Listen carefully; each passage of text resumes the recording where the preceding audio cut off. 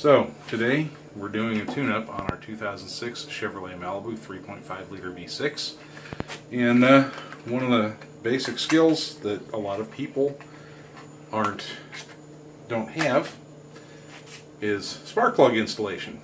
Should be fairly straightforward, but one of the things that people forget is to gap the plugs properly. The manufacturer specifications, I've already looked them up. Honestly, rockauto.com has really good lookup guides on them. The 2006 3.5 liter Chevy Malibu is gapped at 60 thousandths.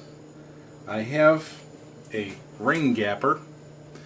You can see how it's got a ramp that gets bigger, and there's numbers on here. Well, I'm looking for the mark that says 0.060, and I see that, so I stick the plug over it and I simply run the ramp over to my 0.060, and that plug is gapped to 60 thousandths. Repeat the process 5 more times. We have anti-seize that keeps us from having a fairly permanent problem later on down the road. This engine's not so much of a problem, but say for our F-150 that has the 5.3 liter or 5.4 liter 3-valve V8 engine, anti-seize is critical. They have a habit of having spark plugs stick in the cylinder heads. However, I like putting anti-seize on all the spark plugs. You simply put the anti-seize on your finger, run it around the threads, and this creates a protective barrier while still being conductive.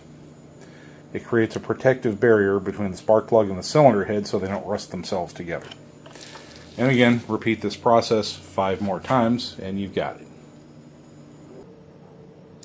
Now that the spark plugs are prepped, the gaps are set, and the threads are all fully circled, coated with the anti-seize, we're ready to install them on the car.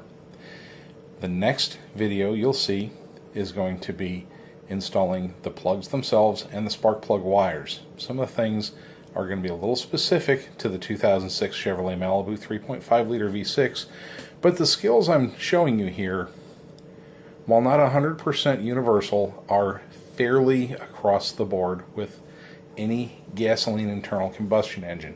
Gapping these spark plugs should work on 99% of the engines out there. Now, there are some engines, some spark plugs, that don't have a J-shaped gap for the inner and outer electrode.